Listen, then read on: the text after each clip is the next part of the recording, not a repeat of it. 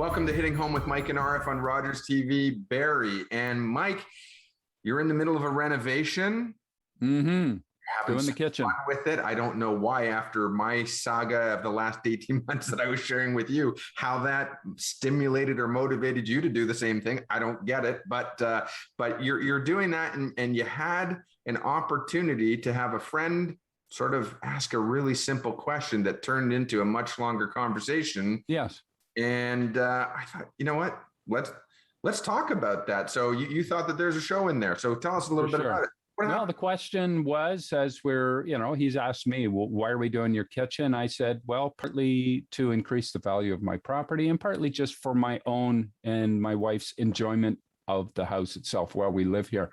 And the next question to that was, well, what exactly is it that establishes or determines value of a house? Our prices have been going up, as everybody knows. What is it? What are the motivating or the pressures that push house prices higher, and in some markets push prices lower? So I got to thinking in depth about this, and there are many factors that influence the value of a house. And I think the first thing off the top I want to make clear is it's not the realtor who goes in and does the evaluation on a house who sets the value of the house. It's not the appraiser that the lender sends in to determine the value of the house who's setting the value. The value is set before they enter the premises. They're just going in to identify all of those elements and put them together, and then from that they can determine what is the existing value of that house in that market. And that's so crucial. We often think that we have more to do with things than we actually do. And I'm glad you stated that. There are influences that determine, and we talk about, I brought this up a number of times over the last few years, the word fair market value. And fair market value is what is a willing buyer and what is the price that a willing buyer and a willing seller are going to come to agree upon without undue influence or coercion. So what is that price that two people are going to agree upon? That is the price. Yeah. When you're shopping or when somebody's buying, they're going to look around at how much can I get? What is the best that I can get? And when they're comparing 2 or 3 homes, they're going to compare those 2 or 3 homes and determine if they're all equal price, which one is the one that they're going to go for, or if it's within a margin of error, which one is worth more to them. But Mike, there are a number of internal and external factors, and I know you've compiled a bit of a list for us. Some of it may seem obvious, but some of it I think will surprise our audience. So why don't you get into some of that? And of interest, by the way, it's not just when you're selling; it's also when you're refinancing. We get into some of these things because the bank needs to know is the value there as well. So go ahead, Mike. Yeah, well, that some of the internal factors are obviously the size of the house, the size of the lot that it's on.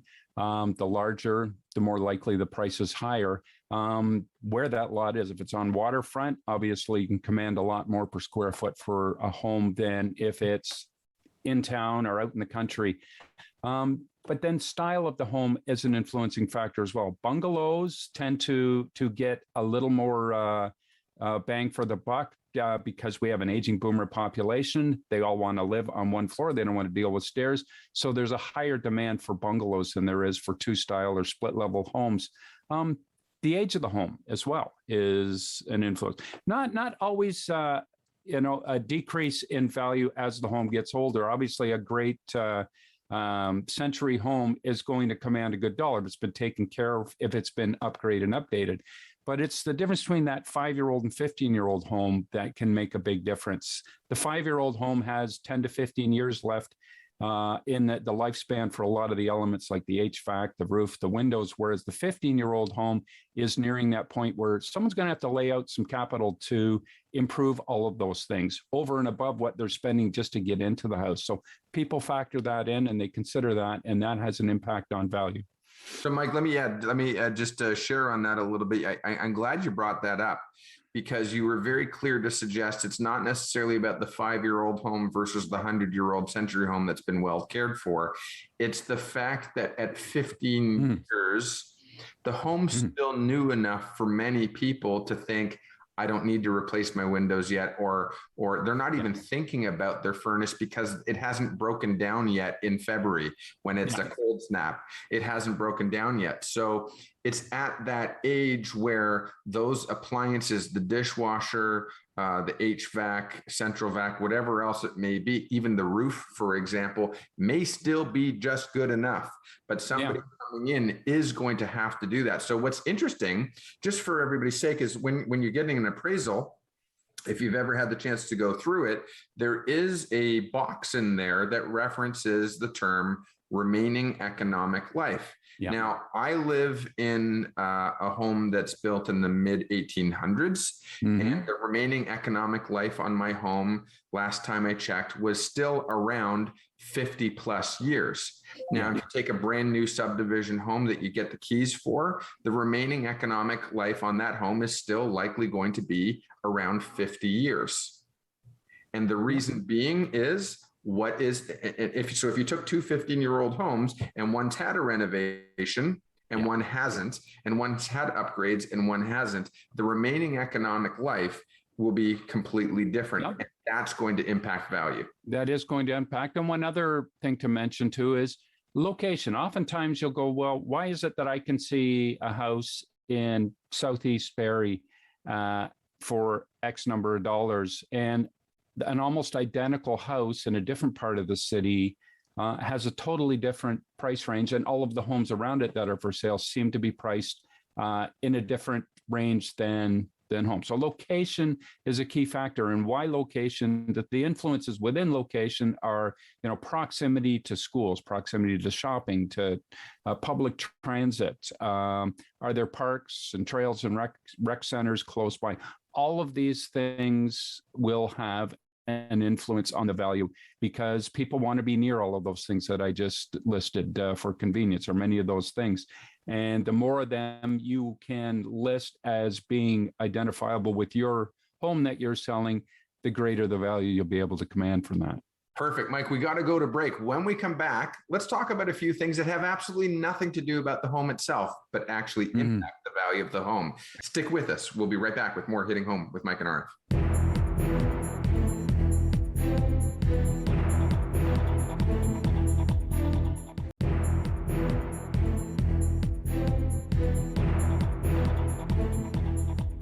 Welcome back to Hitting Home with Mike and Arif on Rogers TV Barrie. And on this show, we're talking about how do you actually figure out and determine what the value of the house is. And for many, it's not what you think. Now, in their first segment, Mike, we talked about some of the things that someone might say is a little bit more obvious. Has your home been renovated, or is it new versus old, or have a new roof?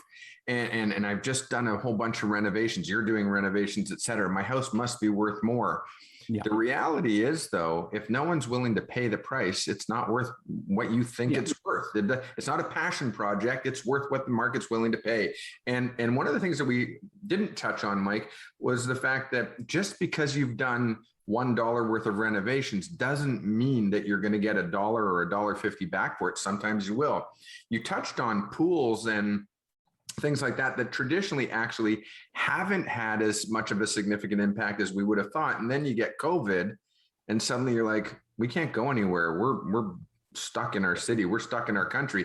Now suddenly appraisers are saying, if you got a pool, pools will add value. You're making money. Limit the scope of your market to, for sure, precisely those people who want a pool. But those people who want a pool will pay a premium to have a pool too. Traditionally, only 15 to 20% of people would consider a pool in their list of things on their must-have list. Today, it's probably gone up a little bit because of COVID. But Mike, on this section, let's talk a little bit more about the things that actually have nothing to do with the home itself, but have a significant impact on the value of the home. Well, there's external factors. I mean, there's the obvious ones that we went over in the first segment, the things you can see and touch and feel, and that the potential purchaser is going to realize when they go in.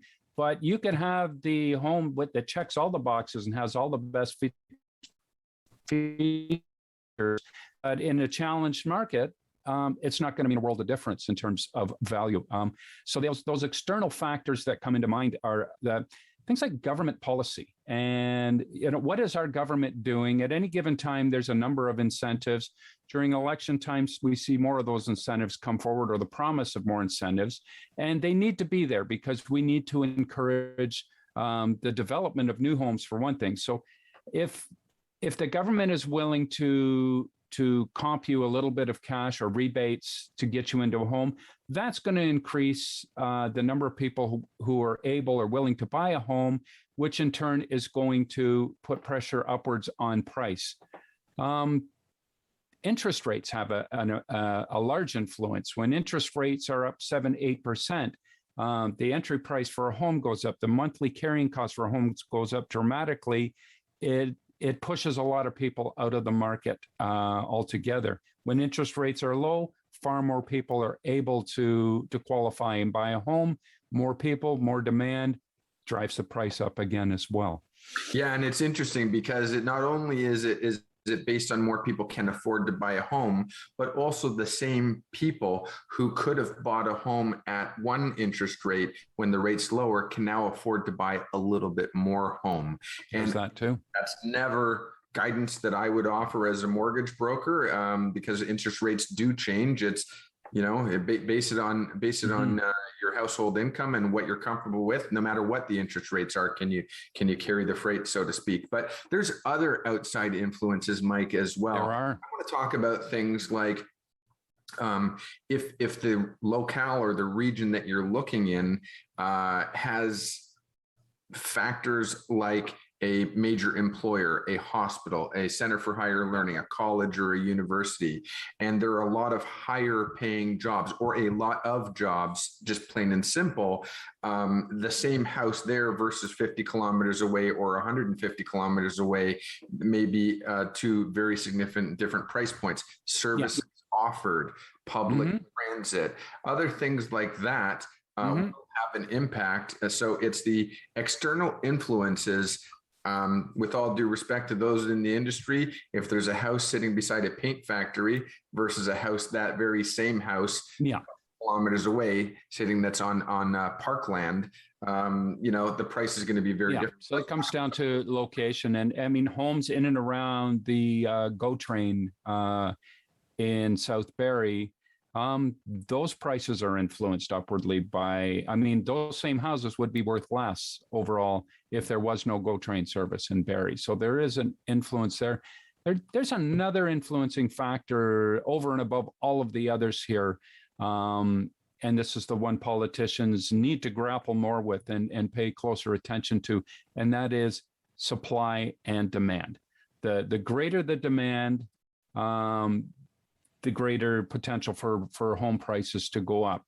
If the supply is not keeping pace with that demand, then you get into frenzies like we've seen in the last couple of years in Canada and in Barrie, especially here, where you get bidding wars on homes that drive the average price up beyond what in all other reasonable measures that we've touched on here would suggest that home is worth. It inflates beyond reasonable rationale, that supply demand imbalance. So and that's interesting because, well, supply and demand, I just read a report actually in the news that in south of the border in the United States, I was down in the States a few years ago, and literally, I've never seen this before in my entire life. There were banners draped across model homes or partially built homes that were literally, not joking, buy one, get one free. Buy one, get one free on homes, not donuts. BOGO, buy one, get one free on a home, because it was that bad. There was so much oversupply.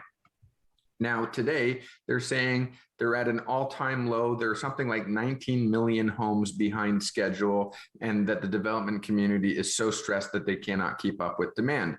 So what's going on, right? So supply and demand is absolutely a relevant factor. But the question is, it's sometimes, what am I willing to pay, or am I willing to pay more for a home in proximity to the services that I will use most and need, because my time is more valuable than the price that I will pay extra for the home. So if I can shave off an hour off of my commute, or if I have to spend a fair amount of time for one of my family members at the hospital, or if Convenience factors. Yeah. convenience or other life influencing factors, I hate to say it, but what's worth more than money for many people? It's time. We do have to go to break, Mike. We do have to go shortly, but how would you want to frame this up in the last segment? You've done a lot of thinking. You had this conversation with your friend Stan, and let's talk about that outcome and that understanding of market and value in that third segment. Yeah, so stay with us for more of Hitting Home with Mike and Arif. We'll be right back after this.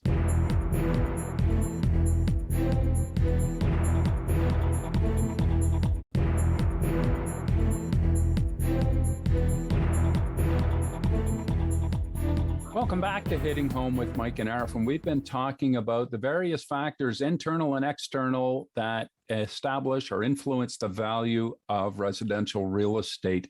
And I think looking back on all of the things we touched on there, if I could just pull one as being a major influence, certainly in the market we've been seeing in the last 2 years, that is the supply and demand factor. We've had great demand, and we've had a lesser supply to meet that demand, and that has been pushing the prices of homes upwards. But there's another factor in there that is less talked about, but it's very real, and that is what I like to call the rent to price ratio, and that is what is the rental rates that's being commanded for homes in a particular market.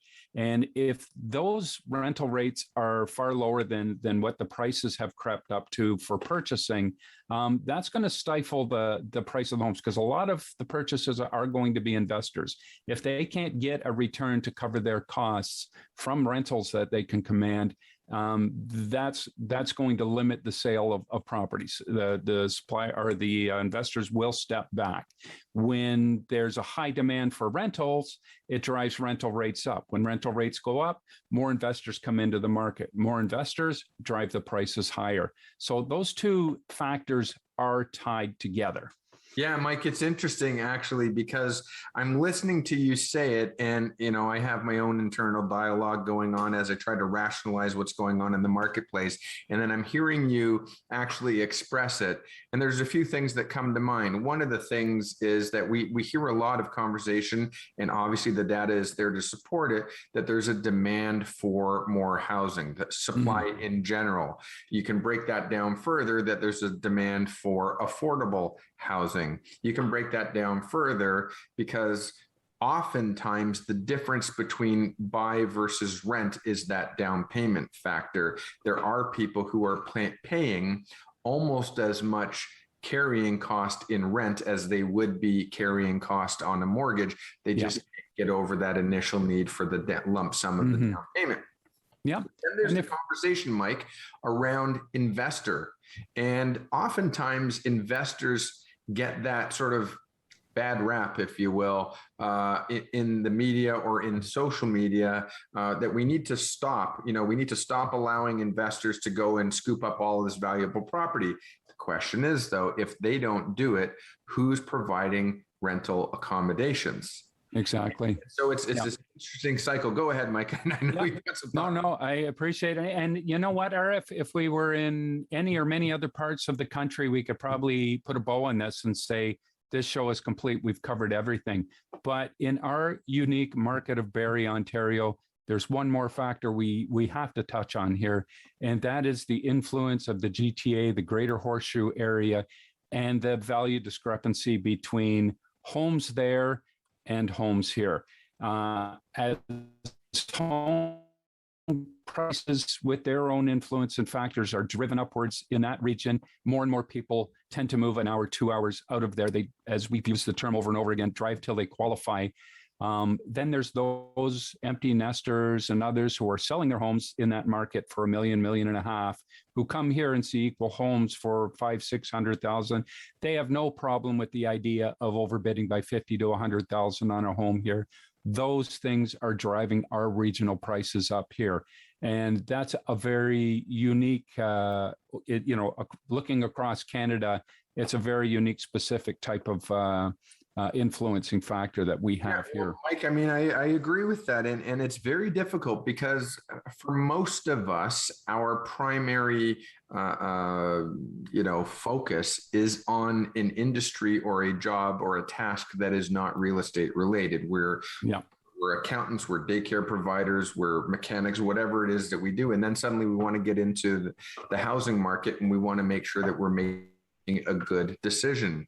And here you are talking about all sorts of things that one would think, well, what does that have to do? I just need a home, right? What does that have to do with anything? But it actually, when you're making a purchase, you want to be looking forward of 1 year, 2 years, 5 years, 10 years, 20 years. What are the likely trends? You talked earlier about boomers. You talked earlier about the fact that today bungalows have a significant value. I am assuming so would condos as well, because a condo is a bungalow basically with an elevator. And so it's lower maintenance, it's less stairs. It's about what is my purpose, or what is the purpose and who's using it, or what function does this home or utility does this home, this dwelling provide, and is it properly paired with the user? And so that also is included in supply and demand. Is it supply and demand of the right type of dwelling that is going to be needed, not just today, but also into tomorrow? And to summarize that, Arif, it's not just those external influencing factors that drive price that are happening today that you need to consider. You need to be mindful of those going forward and how they may shift. And that's what constitutes the difference between a good real estate investment and a bad real estate investment, or a lesser investment. Absolutely. So one more thing, though, that we could really touch on is, I'm thinking of selling. Do I renovate, or do I just sell right now? And so you'll be able to touch on some things, but I want to sort of throw out the variable in there, and that is the land that the home sits on, and let's qualify it. It depends on what kind of condition the home is in, but is it worth more as it is, therefore renovated, like in its current condition, or is it likely to get redeveloped, gentrified, knocked down, and a condo or an apartment or a multi-unit put up on it? So the question around highest and best use of a property or of land in a certain area, how does that determine market value? Well, the answer to the first part of that question is, what do I do? And I would suggest you call a good realtor if you know one. And that person is going to come out, and with their knowledge of housing prices, with their knowledge of the market currently and going forward, they should be able to give you the ideal tools and knowledge to answer all of the other questions that you may have. Do I renovate? Do I perhaps just sell as is? They're going to tell you where to focus your efforts and your investment. If you want to put a bit of sweat and blood and a bit of money into that home before you sell it, oftentimes you don't need to. It depends on the market. It depends on a lot of factors. And that's where a good realtor is going to be able to help you. And whatever commission rates you may be paying that realtor are going to be more than compensated for by the results that you get. Yeah, I think what's super important in this one is it's don't do what you think you'd like. It's, you have to know who's likely to going to be walking through my home. Considering it. Are they buying it for their family? Are they buying it for themselves? Are they buying it for investment? Are they buying it to knock it down? That kind of thing. And so there's often times where, there are certain things that are expected. A roof that doesn't leak is probably expected, but choosing that right color of that hardwood floor that you're going to put in to go turn around and sell it, I promise you put in gray, the buyer is going to say, well, I really like your floor, but I would have liked brown, so I'm not going to pay you for the value because I'm going to have to go rip that out. And then they give you $10,000 less, and then they keep it because they loved gray. You know what I mean? It's a smart move. So you can almost not outthink your buyer. We have to go, Mike. I'm being told we are out of time. Thank you for bringing this conversation forward, though. I think it was fascinating. We'll see you again next time on Hitting Home with Mike and Arif. Take care.